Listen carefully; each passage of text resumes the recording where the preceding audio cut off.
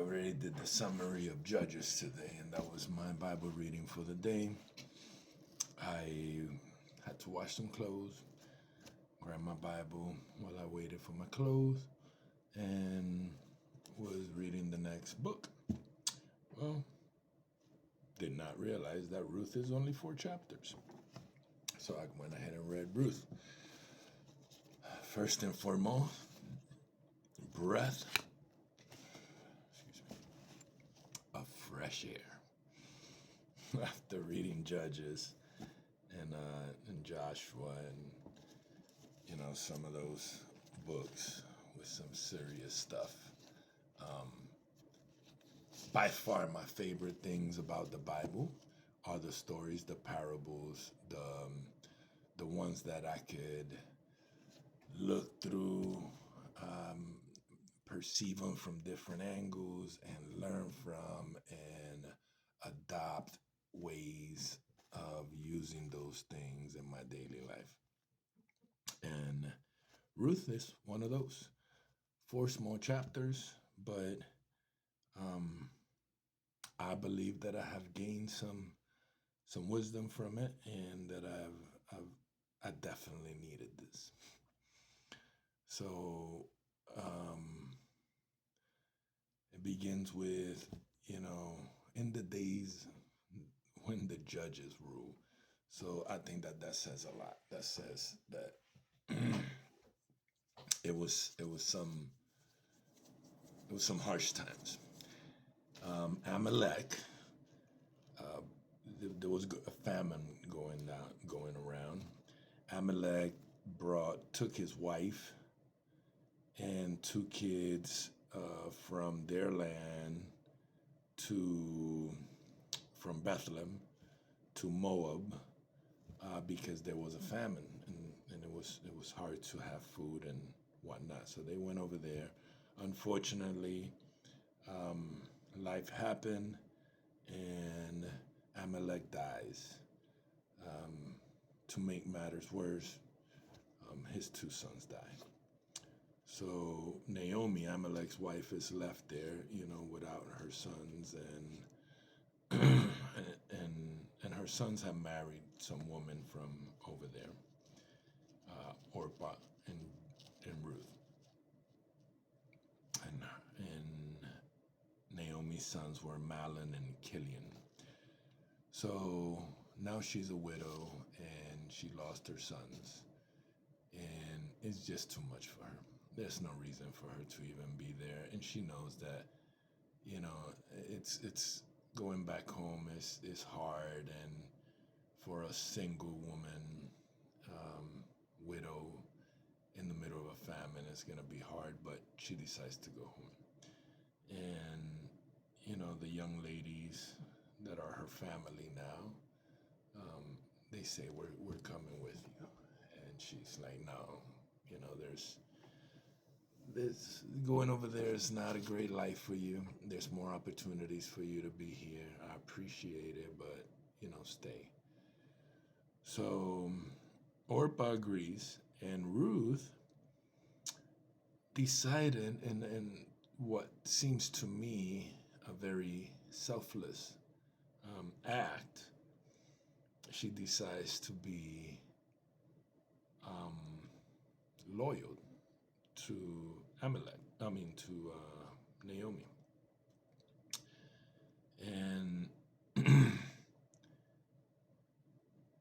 and she says, I will go wherever you go, and your people are your people, and your God is my God. Just very, very faithful. And Ruth, said, don't ask me to leave you and turn back. Wherever you go, I'll go. Wherever you live, I will live. Your people will be my people, and your God will be my God. Wherever you die, I will die, and there I may be buried. So this is big, because she's not even from there, and she's not blood related to Naomi. So she's willing to leave her land to be faithful to Naomi. So that was really good. And they go home, and they don't. Naomi is I was gonna say so bitter, pun intended. The name Naomi means pleasant, and Naomi is so bitter that she changes her name to Mara. Mara meaning bitter, because life has just been so bitter for her. So now they got to find food. And Ruth, on top of being a very faithful woman and loyal woman, she doesn't seem to be scared of hard work. And she's like, I'm gonna go find something to harvest. And one day Ruth, um, is out there gathering grains, and it happens to be the field of this gentleman named Boaz, um, who ends up being a very kind man, and tells her, um,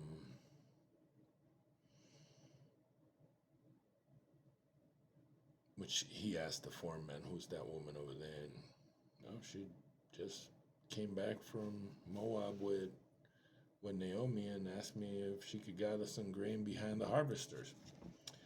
Um, she's been at work, for hard at work and for a while, besides a little bit of rest she had.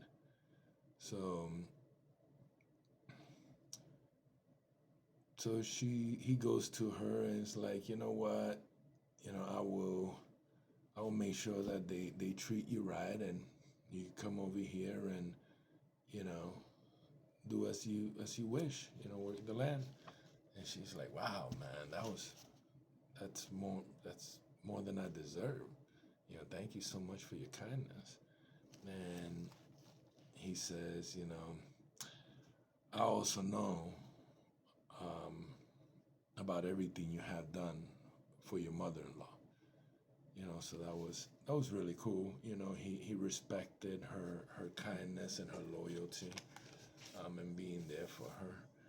And she goes home and tells Naomi about this man Boaz, and Naomi's like, oh, he's the redeemer of the family.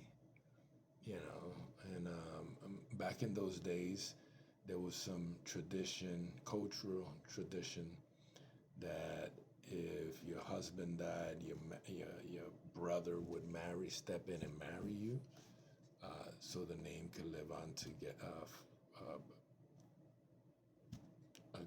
again, so your brother's name lineage will continue. So he would be presented as your brother's child. And Naomi is like, listen, dress like this, you know, um, you go up to him whenever he's done eating and drinking and he goes to retire. Go follow him, and something along the lines of flip the blanket or the sheet off his feet, when he's sleeping, and he'll tell you what to do after that. So I was like, ooh, I don't know what I want to see. I don't want to know what I want to hear. But she does so, and he's like, oh, my darling, you know, um, I understand, and I would love to, you know. But I do believe that there's another man that's in line, closer to your family than me. Let me go talk to him. Let me go. That's only right.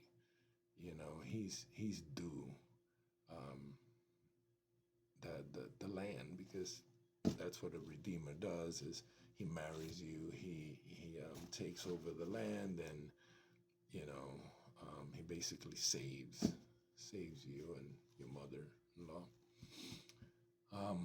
So he goes. He doesn't do anything with her. He goes to her. Or actually, he gives her 4 pounds of barley or something, so she doesn't go to Naomi empty-handed. Instead of wedding plans, she got some barley. Here you go. Put it on her cloak or something. And so he goes and talks to the guy, and the guy says, oh yeah, man, I'd love to take over that land. And he's like, well, you got to marry. You got to marry the young woman that came with Naomi, Ruth, and then you would inherit the land. And he's like, oh, I can't do that, man, because it would jeopardize my land or something along those lines. And he's like, fine, if everybody witnesses, I think it was 10. Y'all witness that I gave him the opportunity. He says, no, I'll go ahead and do so. And Moab went to Ruth and said, you know what, I'll take you as my wife. And, that in chapter 4, he took her as his wife, and he redeemed the family name and the family. And indeed, Ruth had a child and was be able to present it to her ex-husband, former husband, and it seems that they live happily ever after. So to me, it was, loyalty begot loyalty. Death begot life. Loss begot gain. Her husband died and her child was born. She lost family, she gained family. She gave loyalty, she got loyalty. So it was a wonderful cause and effect all around little story. And I was particularly, happy with her just because they did display her as a hard worker.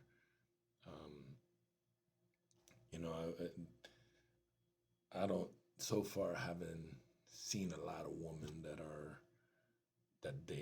displayed as hard workers. I was very happy when I saw the shepherd woman, who was also like a worship leader. She had the tambourine, and I think in Judges we had the warrior woman. It was pretty intense. And then this one out there, behind the harvester, just getting what she could, only taking a little bit of rest, as it displayed. As an added bonus, this is the Perez descendant. And a fun fact, I got a little book over here that I go through and look at lineages and different maps and timelines and whatnot, and it seems that that basically the baby seemed to be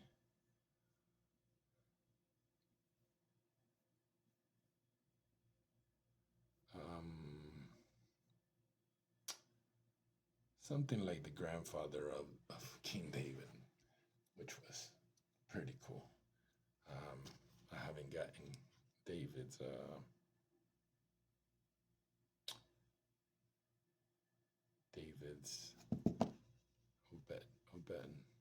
Obed was the kid's name. Obed.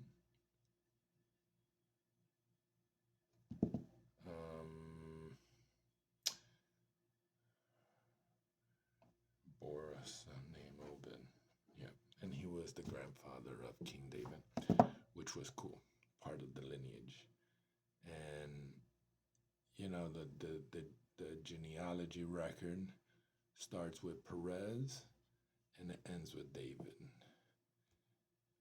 My daddy's name, David Perez, and my big brother.